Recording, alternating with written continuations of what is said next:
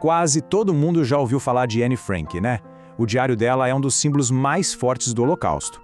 Mas e a garota por trás do ícone? A adolescente por trás da história? Hoje a gente vai mergulhar nessas páginas, não só como um registro histórico, mas como uma janela para a alma de uma jovem que era incrivelmente complexa e brilhante. Vamos conhecer a Anne de verdade. Olha só, com essas palavras, a própria Anne já nos convida para dentro do mundo dela. Parece até um paradoxo, né? Uma menina de 13 anos, cheia de amigos, popular, se sentindo completamente sozinha. Mas essa era a realidade dela. O diário, que ela carinhosamente chamava de Kitty, não era só um caderno. Era seu único confidente de verdade, sabe? O lugar sagrado onde ela podia ser ela mesma, sem filtro nenhum. Antes do anexo secreto, antes do diário virar um refúgio, existia uma vida. Uma vida normal, cheia de sol em Amsterdã, de sorvete com os amigos, das preocupações que qualquer adolescente tem. E é muito importante a gente conhecer essa vida para entender o tamanho de tudo que foi perdido. Então, vamos lá. Quem era Anne Frank antes do mundo dela encolher e caber em poucos cômodos? Bom, ela era um verdadeiro furacão, cheia de energia, com uma vida social que, olha, muita gente ia invejar. Esse slide aqui nos leva direto para essa normalidade vibrante da vida dela. Ela não era só mais uma na multidão, ela era o centro do universo social dela. Dá para imaginar a cena? Tardes jogando ping-pong, dando risada nas sorveterias como a Delphi ou a Oasis, que eram lugares onde os judeus ainda podiam entrar. E os garotos? Ah, os garotos. Ela descreve de um jeito muito divertido como eles se apaixonavam por ela. Era um drama adolescente que ela observava com uma clareza de gente grande. E essa frase aqui, ela revela a escritura que já existia dentro da Anne. Ela não era uma personagem passiva na própria vida, de jeito nenhum. Ela era a narradora. Afiada, precoce, com um senso de humor incrível, ela analisava os romances da adolescência com uma clareza que impressiona. Já dá pra ver aqui a voz que, mais tarde, ia cativar o mundo inteiro. Só que, no meio de toda essa efervescência juvenil, uma sombra bem escura se aproximava. O aviso do pai dela, Otto, soa hoje como uma profecia arrepiante. Aproveite sua vida despreocupada enquanto puder. Ele, mais do que qualquer um, já entendia a fragilidade daquele momento. Ele sabia que o tempo de liberdade estava se esgotando.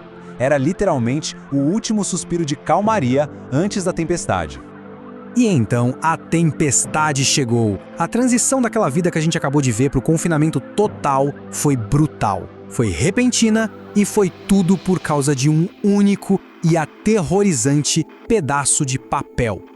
16. Essa era a idade da Margot, a irmã mais velha da Anne. A convocação da SS não era para o Otto, o pai da família. Era para uma menina de 16 anos. E todo mundo sabia o que isso significava. Deportação e, muito provavelmente, morte. Esse foi o gatilho. Aquele pedaço de papel acabou com qualquer ilusão de normalidade. Não tinha mais tempo para nada. A guerra, que era uma ameaça distante, tinha batido na porta deles.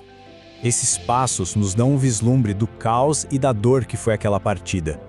A decisão de encher a mochila com livros e não com roupas.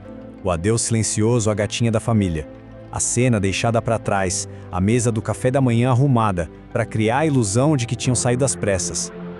Cada detalhe mostra uma vida interrompida no meio de uma frase. E foi isso. A porta para o mundo exterior se fechou. Atrás de uma estante de livros comum, uma porta cinza e feia, como a própria Anne descreveu, se abriu para o novo universo deles. A liberdade virou uma memória distante. Daquele momento em diante, aqueles poucos cômodos seriam um mundo inteiro. Dentro do anexo, a vida se transformou por completo. E é aqui que o diário se torna muito mais do que um registro. Ele vira um laboratório da alma. Presa fisicamente, a Anne descobriu uma liberdade que ela nunca tinha tido no seu mundo interior. E essa jornada toda está documentada, página por página, para sua amiga Kitty. O anexo secreto não era só um esconderijo. Era uma verdadeira panela de pressão psicológica. Imagina, 8 pessoas vivendo com um medo constante de serem descobertas, forçadas a ficar em silêncio absoluto durante o dia porque os funcionários trabalhavam no armazém logo abaixo. Qualquer rangido no chão, qualquer tosse, podia significar a morte. E claro, nessas condições, os conflitos eram inevitáveis. E a Anne, com aquele olhar super crítico dela, anotava tudo. A vaidade da senhora Van Damme e os flertes dela com o pai da Anne. As pequenas irritações de ter que dividir um quarto minúsculo com o dentista, o Sr. Dussel, e o conflito mais doloroso de todos, a relação tensa e complicada que ela tinha com a própria mãe. E é aqui que a gente chega no coração da luta interna dela. Para conseguir sobreviver psicologicamente, a Annie criou uma persona. A Annie número 1 era a armadura dela, a menina engraçada e exuberante que não levava nada a sério. Mas por baixo dessa armadura, a Annie número 2, a essência verdadeira dela, profunda, pura e muito sensível, estava desabrochando. Ela morria de medo que o mundo zombasse dessa versão mais vulnerável. Por isso, a Annie número 2 era um segredo conhecido apenas pela Kitty. A relação dela com o pai, o Pin, era a sua âncora, mas também uma fonte de dor. Ela o idolatrava, mas sentia que ele não a entendia de verdade. Que ele sempre favorecia a Margot, a irmã mais velha, mais calma, mais perfeita. Essa vontade de ser levada a sério é um tema que aparece o tempo todo no diário dela.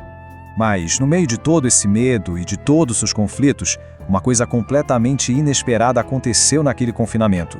Uma conexão profunda e um primeiro amor floresceram. A relação da Annie com o Peter Van Damme não foi amor à primeira vista, não. Longe disso. No começo, ela achava ele um chato, tímido demais. Mas com o tempo, no silêncio e na solidão do anexo, eles encontraram um refúgio um no outro. As conversas deles no sótão, longe dos olhares de todo mundo, viraram um ponto alto do dia. Era um espaço para dividir medos, sonhos e, um dia, o primeiro beijo. Era a busca por alguém que finalmente a entendesse de verdade. E o sótão oferecia mais do que só privacidade. Ele oferecia uma janelinha para o mundo lá fora. Para Annie, olhar para o céu, para um castanheiro que tinha ali perto, era um remédio para a alma. E esse sentimento de esperança que ela encontrava na beleza de um céu azul acabou se misturando com o carinho que ela sentia pelo Peter.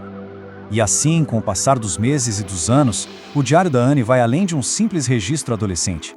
Ele se transforma num dos testemunhos mais profundos sobre a resiliência e a força do espírito humano.